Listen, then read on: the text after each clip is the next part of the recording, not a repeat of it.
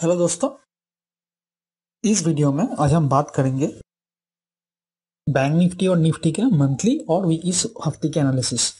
ये bank Nifty का monthly chart है और हम देख सकते हैं कि ये जो हाई है इसके ऊपर ये जाके क्लोज और सस्टेन किया है और एक न्यू हाई बना के यहाँ पे ये जो कैंडल है ये थोड़ा सा लाल हो रहा है लेकिन अभी बुलिश है। मैं पिछले जो मंथ एनालिसिस उसमें कहा था कि जब भी ऐसा होता है कि एक रेड कैंडल बनाता है बैंक निफ्टी और वो कैंडल का लो नहीं ब्रेक होता है तो फिर दो तीन और ग्रीन कैंडल होता है। यहाँ पे एक हुआ है, यहाँ पे हुआ है और फिर यहाँ से भी दो कैंडल हुआ है। अब थोड़ा जाके ये हॉल्ट कर सकता है यहाँ पे, लेकिन यहाँ से ज्यादा फॉल नहीं आएगा, लेकिन ऊपर भी बहुत तेज जाने की संभावना कम दिख रहा है। तो वीकली चार्ट में अगर हम देखें तो ये जो रेंज है 43,825 से लेके 42,475 तक, ये 42,470 से लेके 42,825, 43,825 ये एक ब्रॉडर रेंज है जिसके अंदर बैंक निफ्टी कंसोलिडेट कर सकता है।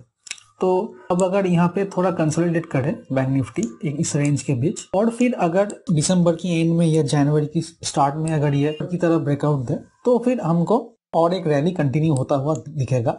अगर ये नीचे को ब्रेक करता है तो हर एक लेवल पे सपोर्ट मिलेगा हमको। 42,000 पे सपोर्ट मिलेगा, 41,620 पे सपोर्ट मिलेगा, ऐसे सपोर्ट मिलेगा और वहां से ऊपर भी आएगा।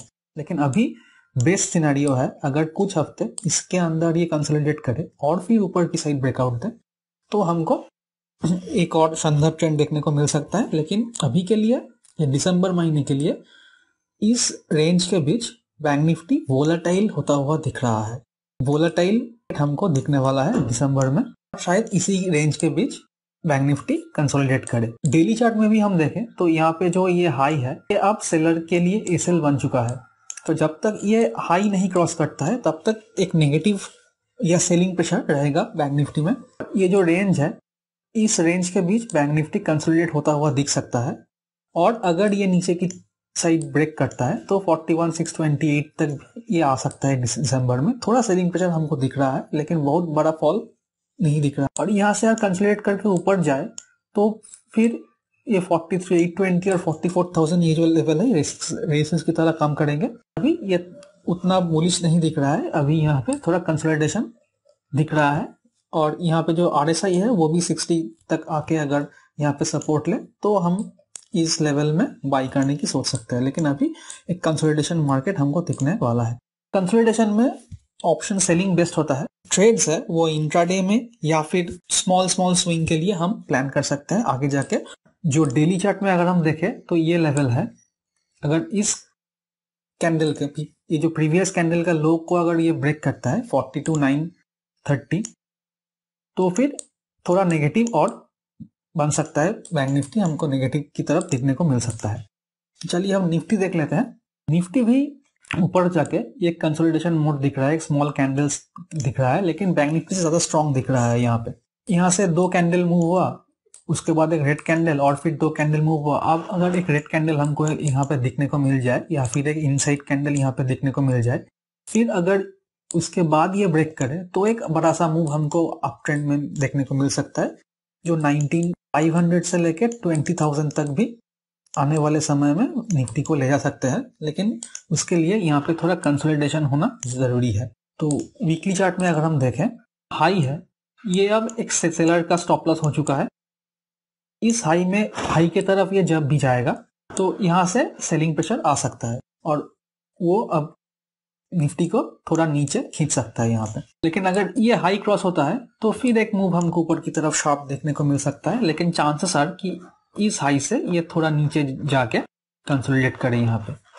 तो निफ्टी के लिए 18,300 एक बड़ा सा सपोर्ट होने वाला है और ऊपर की तरफ 18,825 इस रेंज के बीच ये दिसंबर में कंसोलिडेट कर सकता है और निफ्टी भी वोलेटाइल रहने की ज्यादा संभावना है रादर देन ट्रेंडिंग। इस जोन में अगर ये कंसोलिडेट करे ये दिसंबर मंथ में और फिर एक अप साइड और डाउन साइड ब्रेकआउट दे तो हमको एक मूव देखने को मिल सकता है। और RSI भी यहाँ पे 60 सपोर्ट लेके अगर कैंडल बनाए यहाँ पे पॉजिटिव तो हम वहां पे बाई कर सकते हैं। तो डेली चार्ट में अगर हम देखें इस कैंडल के नीचे एक सेल और यहाँ पे स्टॉप लॉस, एक बहुत शानदार एक ट्रेड था और वहां से ये नीचे आया है। अब थोड़ा अगर ये पुल बैक आए यहाँ से, क्योंकि ये जो एरिया है वो स्टॉप लॉस सेलर के लिए, तो अगर ये जो नीचे आया है यहाँ से अगर ये थोड़ा पुल बैक करे, यहाँ पे रेजिस्टेंस फेस करे और फिर ये नीचे आए और इस लेवल को ब्रेक करे, 18600 का जो लेवल है उसको अगर ये ब्रेक करे तो हमको ये नीचे आता हुआ दिख सकता है और 18300 तक एक 300 पॉइंट का फॉल हमको दिखने को मिल सकता है।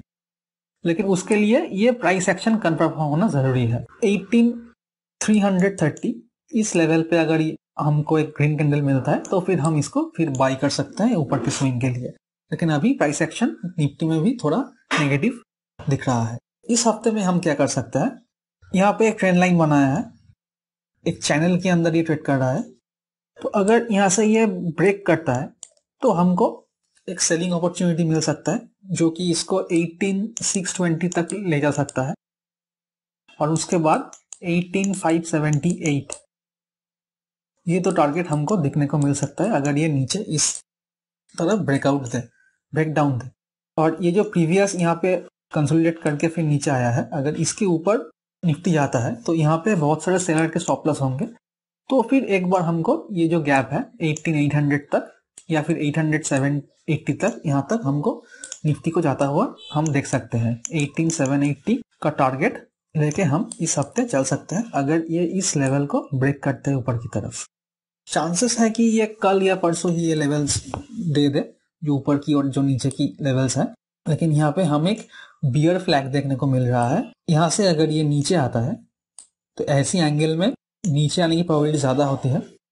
अगर ये नीचे आता है, अगर ये इसको ब्रेक करता है तो इस लेवल का हम स्टॉप लॉस देके हम इसको सेल कर सकते हैं और हमारा पहला टारगेट जो है वो 18640 से लेके 18620 तक होना चाहिए। थोड़ा स्टॉक्स देख लेते हैं इस हफ्ते के लिए। पहला स्टॉक है बजाज फाइनेंस। यहाँ पे अगर हम देखें तो ये इस ऊपर जाके यहाँ पे सपोर्ट लिया है मल्टीपल टाइम्स, यहाँ पे सपोर्ट लिया है, फिर ऊपर जाके जब ये नीचे आया तो यहाँ सपोर्ट लिया है, फिर नीचे आते वक्त ये सपोर्ट लिया है और फिर यहाँ पे एक छोटा सा रेंज बना रहा है बजाज फिनसर्व। जब भी यहाँ पे सपोर्ट लिया है एक मूव हमको ऊपर की तरफ देखने को मिला है। यहाँ पे एक छोटा सा रेंज बनाया है, एक बाइंग अपॉर्चुनिटी है अगर ये इस लेवल को क्रॉस करता है, जो यहाँ से 90 से 120 पॉइंट तक हमको टारगेट देखने को मिल सकता है। जो स्टॉप लॉस है वो इसी लेवल के नीचे होना चाहिए, 40 पॉइंट स्टॉप लॉस, और उसके अगेंस्ट 90 से 120 पॉइंट हमारा टारगेट ऑन दी अपसाइड। अगला स्टॉक है ग्रासिम। ग्रासिम में भी यहाँ पे एक रेजिस्टेंस लेवल की पास खड़ा है, तो अगर इस लेवल को ये क्रॉस करके सस्टेन करता है तो इस कैंडल का जो लो है उसको हम स्टॉप लॉस देके इसको बाई कर सकते हैं और जो हमारा टारगेट होगा अब 1860 के अराउंड होना चाहिए। तो वहां से हमको 1:3 मिल भी जाएगा और हमको एक अच्छा स्विंग ट्रेड भी मिलेगा। लेकिन अगर ये यहाँ से नीचे आए, कंसोलिडेट करके ऊपर जाए तो और अच्छा हम बाइंग देखने को मिल सकता है। लेकिन अगर ये नीचे आके सस्टेन करे और यहाँ पे रेजिस्टेंस फेस करे तो इस ट्रेड को हम अवॉइड करेंगे। अगला ट्रेड है टेक महिंद्रा। टेक महिंद्रा में भी अगर हम देखें तो ये जो एक रेजिस्टेंस लेवल है इसके ऊपर ये जाके क्लोज किया है, लेकिन यहाँ पे एक विंडो है, एक गैप डाउन का वो एक विंडो है, तो ये जो लेवल है एक रेजिस्टेंस जोन है टेक महिंद्रा के लिए। लेकिन अगर इस लेवल को ये क्रॉस करता है, इस लेवल में कंसोलिडेट करके फिर ये ऊपर जाता है, तो फिर हमको ये 1180 1170 का लेवल हमको फिर से देखने को मिल सकता है, जो एक छोटा सा स्टॉप लॉस लेकर हम इस ट्रेड को प्लान कर सकते हैं ऑन द बाइंग साइड। एक सेलिंग स्टॉक है आइशर मोटर। ये एक बहुत बड़ा रैली देके यहाँ पे एक थोड़ा एम पैटर्न बना के ये गिरने वाला था, लेकिन वहां से फिर ये ऊपर से चला गया। अब यहाँ पे एक लोअर हाई लोअर लो फॉर्मेशन बना के एम पैटर्न बना के ये गिर रहा है और फिर एक छोटा सा पुल बैक के बाद ये और फिर गिरने की तैयारी में है। तो यहाँ से ये जो सपोर्ट लेवल है इसको ये ब्रेक कर चुका है और उसके नीचे क्लोज दे चुका है।